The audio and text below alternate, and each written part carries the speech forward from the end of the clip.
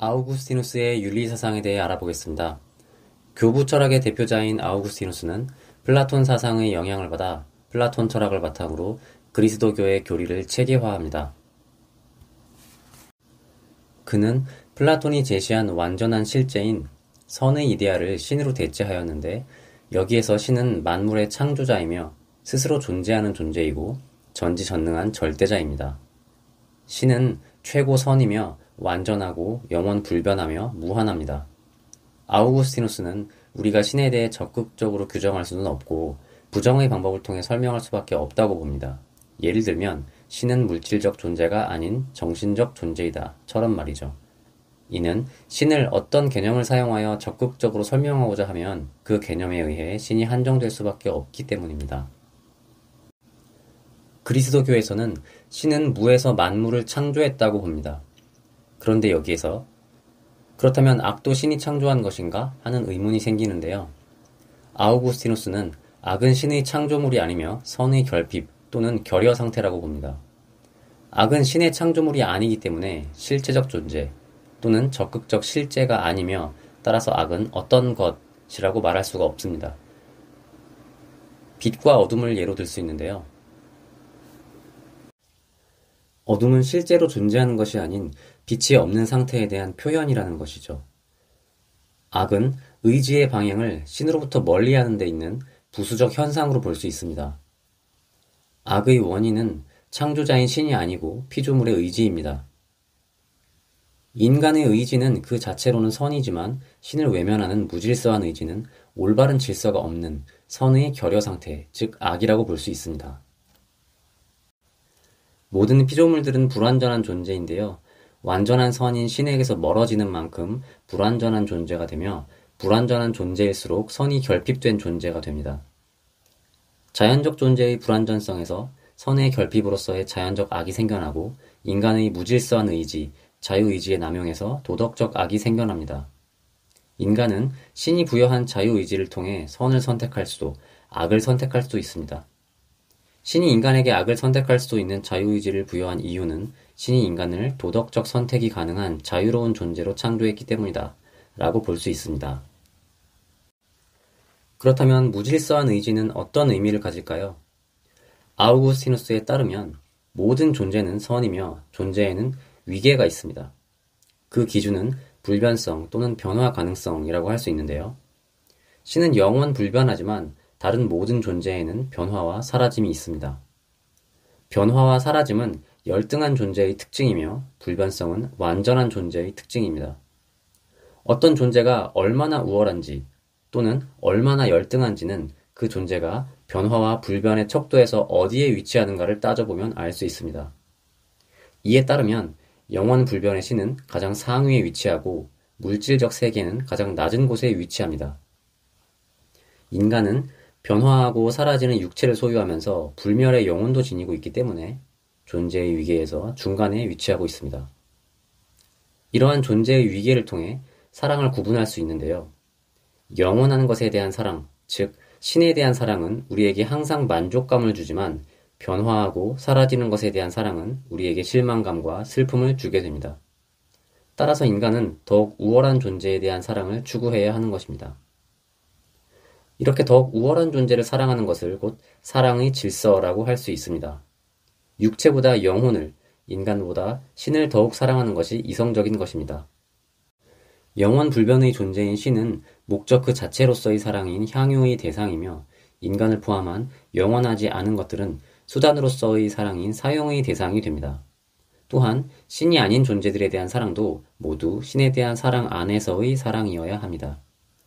진정한 향유의 대상인 신을 수단으로서의 사랑, 즉 사용하거나 사용의 대상인 사물들을 신보다 더욱 사랑하게 된다면 이것이 곧 악한 의지라고 볼 수 있는데, 이는 곧 사랑의 질서를 깨뜨리게 되는 것이고, 이것은 죄가 되며 악의 근원이 되는 것입니다. 아우구스티누스는 우리의 사랑이 사랑받는 대상의 지위에 따라 질서가 잘 잡힐 경우에는 평화가 드러나게 되고, 이 평화는 참된 행복을 가져다 준다고 봅니다.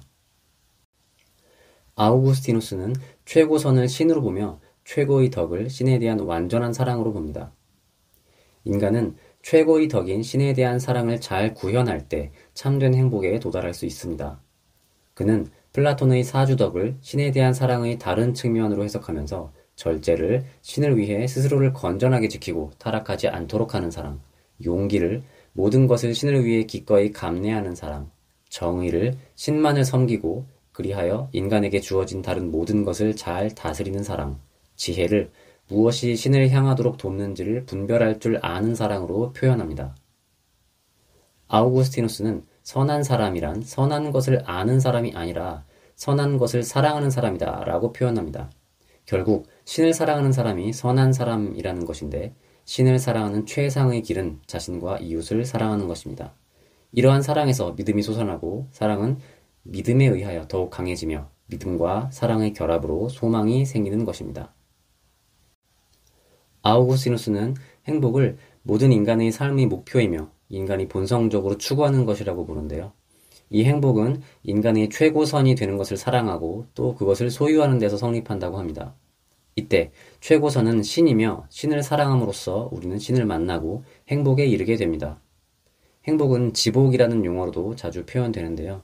지복은 덕을 갖춘 사람이 행복을 느끼는 상태입니다. 아우구스티누스가 제시하는 행복은 우리가 공부했던 아리스토텔레스, 에피쿠로스 학파, 스토아 학파에서 제시했던 행복과는 차이가 있습니다.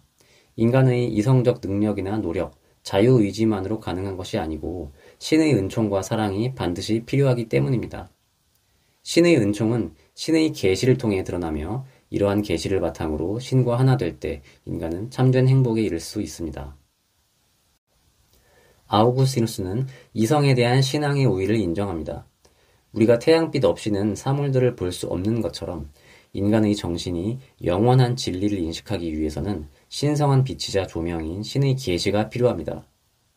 아우구스티누스는 플라톤의 이데아 개념도 그리스도교적인 관점에서 해석하여 이데아는 신의 정신 안에 있으며 우리는 신의 빛을 통해 인간의 정신으로 진리를 인식할 수 있다고 보았습니다. 인간은 인간 내면에서 우리의 주관과 이성을 초월하는 영원한 진리를 발견할 수 있는데 이 진리의 근원이 곧 신입니다. 즉, 영원한 진리의 존재로부터 신이 존재함을 알 수 있다는 것입니다. 이러한 신은 단순한 이성적 인식의 대상이 아니며 신앙을 통한 실존적 만남의 대상이고 이러한 점에서 알기 위해서는 믿음이 필요하며 이해는 믿음에 대한 보상인 것입니다. 아우구스티누스는 세계를 지상의 국가와 천상의 국가로 나누어 보는데요. 여기에서 국가라는 것은 지역적인 의미가 아닌 심리적, 도덕적, 종교적인 의미가 있습니다. 두 국가는 사랑의 대상에 따라 구분되는데 아우구스티누스는 신조차 경멸하며 자기를 사랑하는 사랑이 지상국을 만들었고 자신조차 경멸하며 신을 사랑하는 사랑이 신국을 만들었다라고 이야기합니다. 신국은 태초부터 영원히 존재하는 것이지만 지상국은 인간이 타락함으로써 생겨나게 된 것이고 현세의 인간은 두 국가 모두의 구성원이지 완전히 신의 국가의 구성원일 수는 없습니다. 다음으로 아퀴나스의 윤리 사상에 대해 알아보겠습니다. 아퀴나스는 스콜라 철학의 대표자입니다.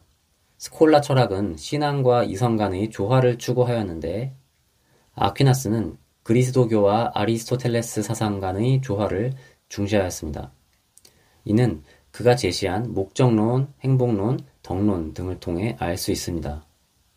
그는 철학적 진리와 계시된 진리는 어떤 모순도 없이 양립 가능함을 주장하며 신학과 철학은 상보적인 역할을 한다고 생각하였는데요. 철학이 이성에 의존하여 경험적 사물들을 통해 파악한 원리나 개념으로 추론하여 신개념에 도달한다면 신학은 신앙과 계시에 의존하여 모든 사물을 신의 피조물로 보고 계시에 의해 주어지는 원리로부터 결론을 논증합니다. 철학과 신학 모두 이성을 활용하여 탐구한다는 공통점이 있지만 신학이 계시적이라는 측면은 차이점이라고 볼 수 있습니다. 또한 신학은 계시된 원리로부터 시작된다는 점에서 위에서 아래로 향하는 하향적인 성격을 지니며 철학은 경험적 사물들에 대한 추론에서 시작된다는 점에서 아래에서 위로 향하는 상향적인 성격을 지니는 것으로 볼 수 있습니다. 아퀴나스는 모든 지식이 감각 대상에 대한 우리의 경험에서 시작해야 한다고 보는데요. 그는 우리의 감관을 통해 경험하는 일상적인 대상들로부터 도출된 관념에 근거하여 5가지의 신존재 증명을 제시합니다.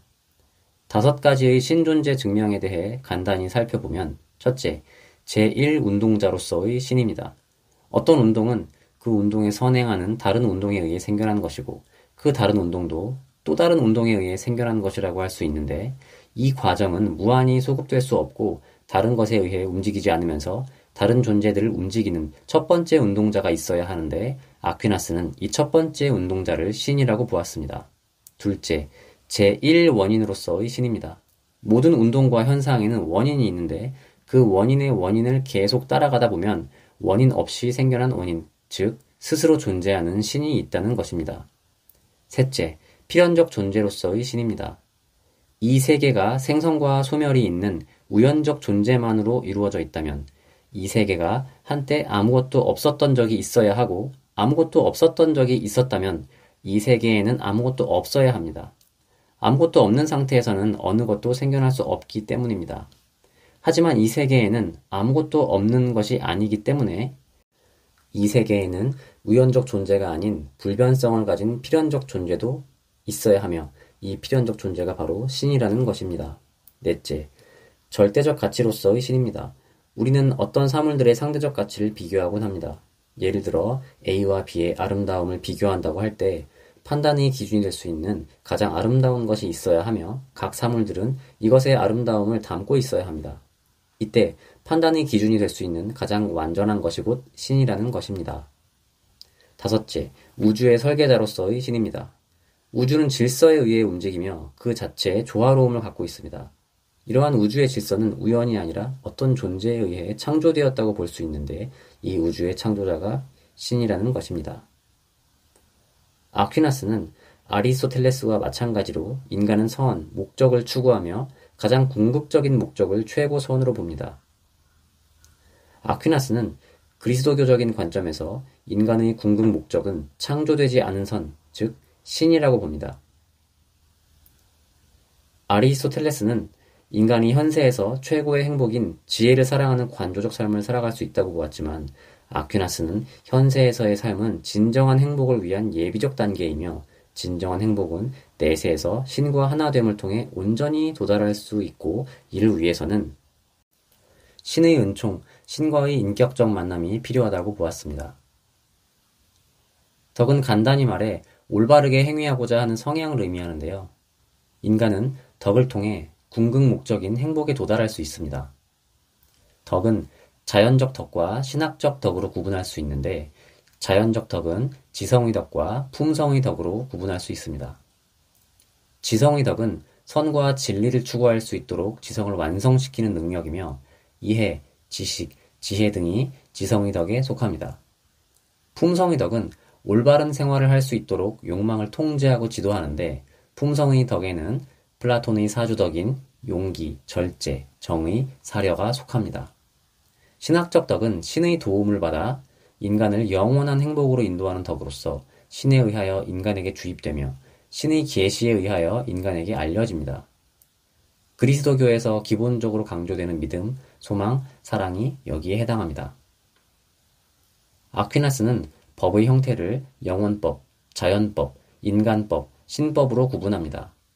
영원법은 신의 섭리로서 영원 불변하는 존재의 질서에 관한 법이고 자연법은 인간 이성 안에 있는 영원법으로서 인간은 신의 섭리를 직접적으로 완전하게 파악할 수는 없지만 인간은 신의 모상으로 창조되었기 때문에 인간의 본성에는 신의 영원법이 반영되어 있습니다. 따라서 영원법으로 인한 규칙들은 인간의 자연적 성향들과 일치한다고 볼 수 있습니다. 인간은 자연적 성향을 성찰함으로써 그 범위 안에서 신이 의도하는 바를 파악할 수 있습니다. 인간은 기본적으로 선을 추구하는 성향을 가지고 있는데 여기에서 자연법의 제1원리인 선을 추구하고 악을 피하라가 도출됩니다.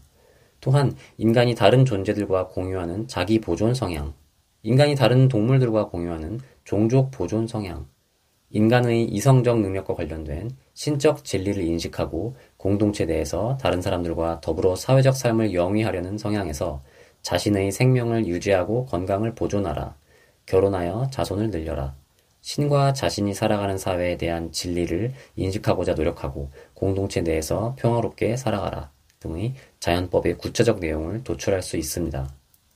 이러한 자연법은 곧 인간이 따라야 할 도덕 법칙이자 도덕적 의무가 됩니다. 인간법은 시민법, 실정법으로 표현할 수 있는데요. 아퀴나스는 인간법은 자연법에서 파생한 법이기 때문에 자연법과 부합하지 않는다면 더 이상 법이 아니며 법의 왜곡이라고 보았으며, 그럴 경우 이러한 법을 거부하는 것이 곧 양심에 따르는 것이라고 하였습니다. 또한 신법은 신의 계시를 통해 부여받은 법인데 신의 은총으로서 신이 직접 내려주는 법입니다.